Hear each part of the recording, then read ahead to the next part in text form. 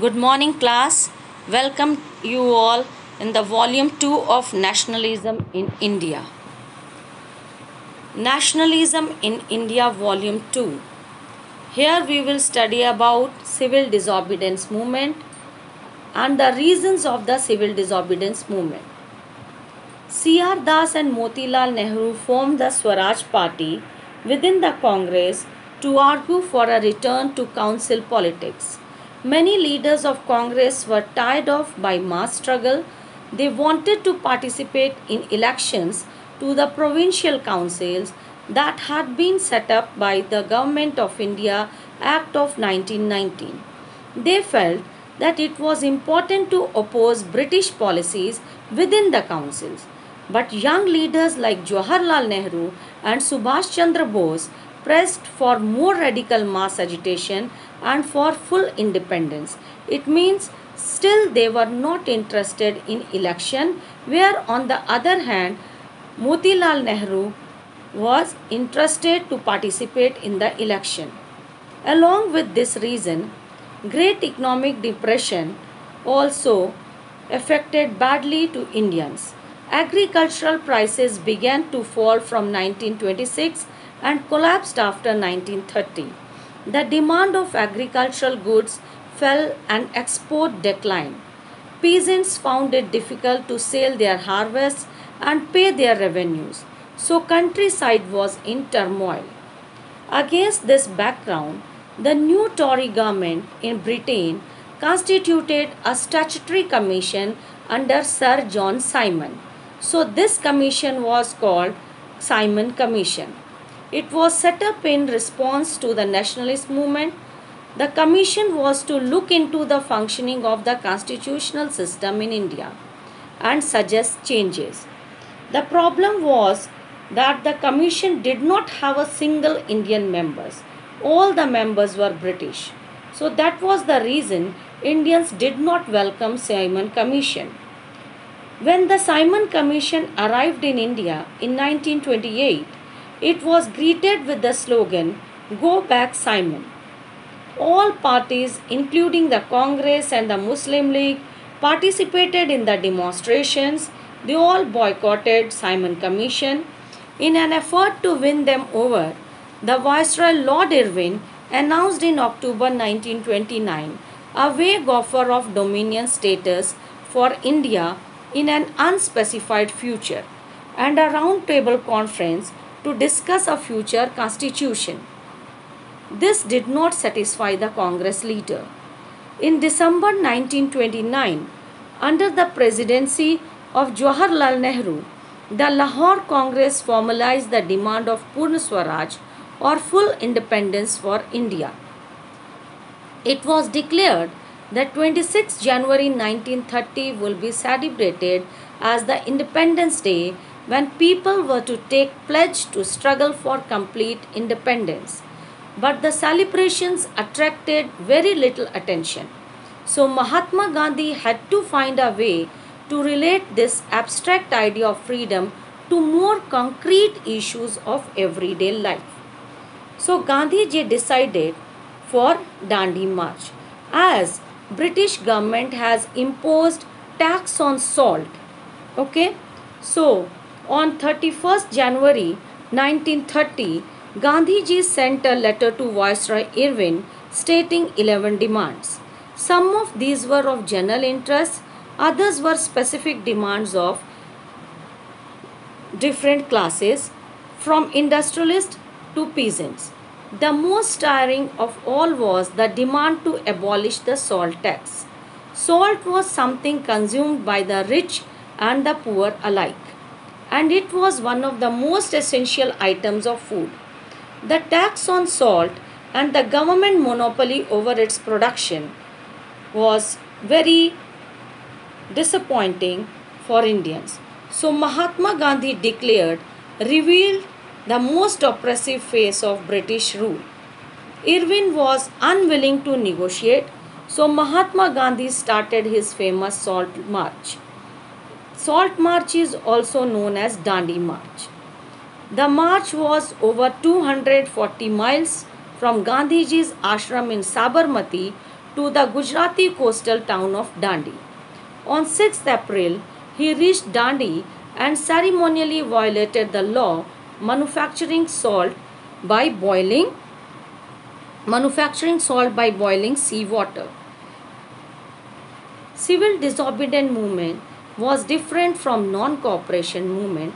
This time, people were now asked not only to refuse cooperation with the British, as they had done in 1920 to 21, but also to break colonial laws.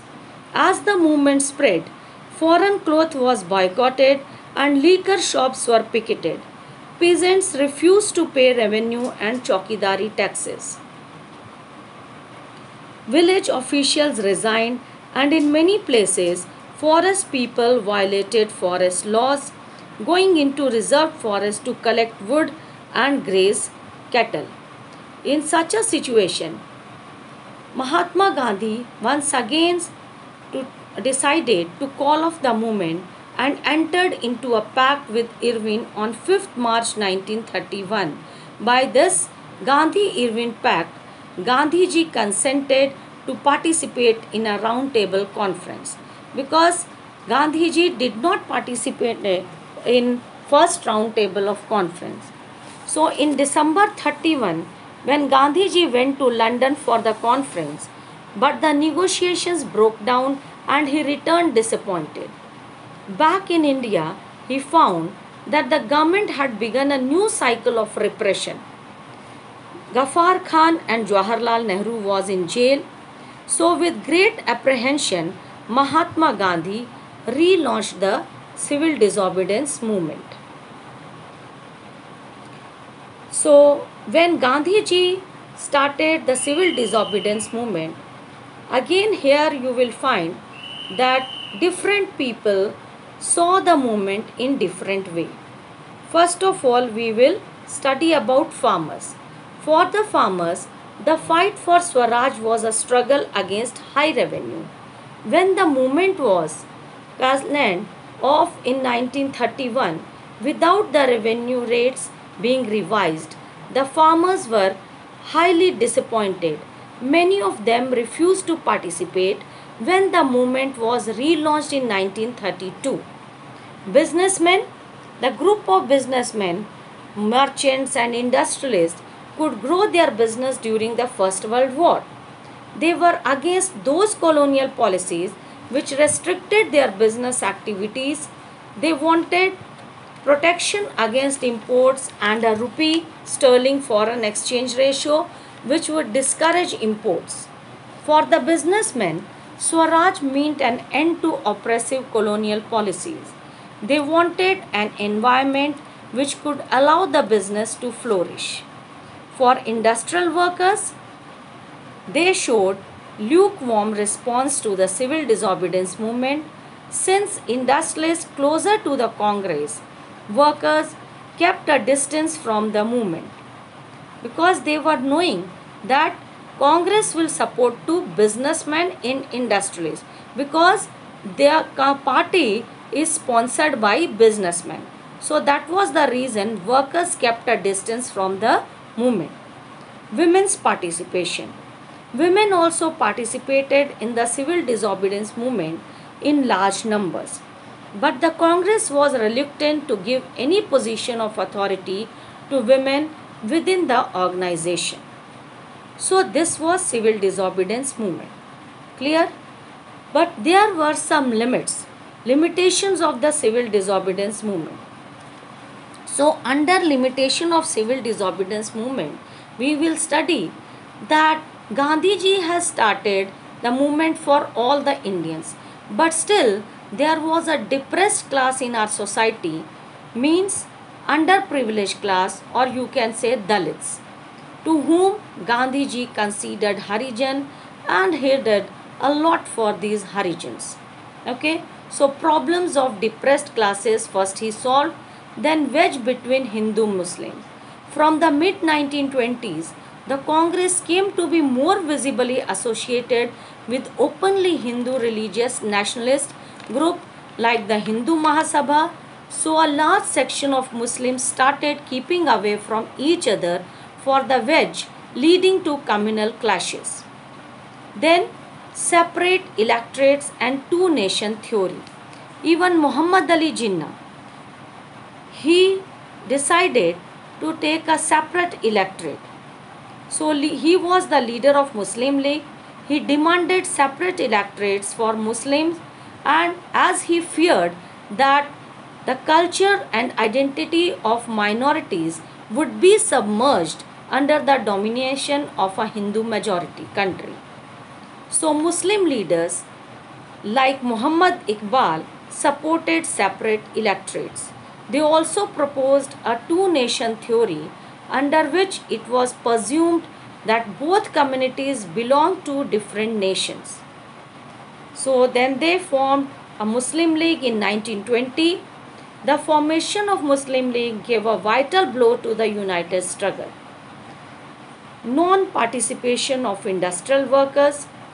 The industrial working class did not participate in the civil disobedience movement in large numbers except in the Nagpur region.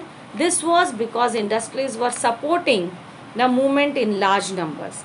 Except in the Nagpur region, this was because industrialists were supporting the movement and Congress was reluctant to include workers' demand as part of the movement. So this was, children, about civil disobedience movement and how civil disobedience faced different limitations also. Now at the end of the chapter, we have the sense of collective belonging. Under this, we will study how nationalism spreads when people begin to believe that they all are part of the same nation, when they discover some unity that binds them together. This sense of collective belonging came partly through the experience of united struggles, but there were also a variety of cultural processes through which nationalism captured people's imagination. History and fiction, folklore and songs, popular prints and symbols all played a part in the making of nationalism. The identity of nation is most often symbolized in a figure or image. You must have seen even a blindfolded lady in your courts, Statue of Liberty, New York. Same way in India also, to symbolize the motherland, they drawn a figure of Bharat Mata. It helps create an image with which people can identify the nation.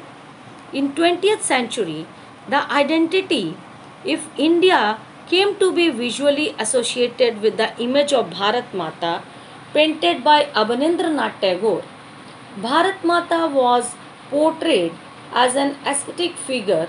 She is calm, composed, divine and spiritual. In the 1870s, Bankim Chandra also wrote Vande Mataram as a hymn to the motherland.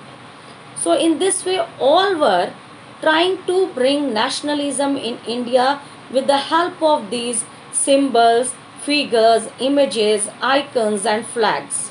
So here we are discussing about them. Ideas of nationalism also developed through a movement to revive Indian folklore. The nationalists began recording folk tales sung by bards and they toured villages to gather folk songs and legends. Here bards means a group of people were singing this song in villages and they were moving from one place to another place, and in this way people were influencing, bringing nationalism in Indians. In Bengal, Rabindranath Tagore himself collected ballads, nursery rhymes and myths and led the movement for folk revival. During the Swadeshi movement in Bengal, a tricolor flag was designed which had 8 lotuses representing 8 provinces of British India. First of all, they made this flag. In this flag, color was red, yellow and green. In the topmost, there were 8 lotuses which were representing to the 8 provinces of British India, and a crescent moon representing Hindus and Muslims. By 1921, Gandhiji had designed the Swaraj flag. It was again a tricolor, red, green and white, but it had a spinning wheel in the center which was showing representing the Gandhian ideal of self-help. Carrying the flag, holding it aloft during marches became a symbol of defiance. By the end of the 19th century, many Indians began feeling that to instill a sense of pride in the nation, Indian history had to be thought about differently. The British saw Indians as backward and primitive, incapable of governing themselves. But in response, Indians wrote about the glorious developments in ancient times when art and architecture, science and mathematics, religion and culture, law and philosophy, crafts and trade had flourished in India. So these nationalist histories urge the readers to take pride in India's great achievements in the past and struggle to change the miserable condition of life under British rule. So children, here you have seen how Gandhiji and different leaders had tried a lot to liberate our country from British, and we got freedom finally on 15th August 1947. So we should save our freedom and we should respect our nation and our national identity. Thank you children. Stay at home, stay safe. Have a good day. Thank you.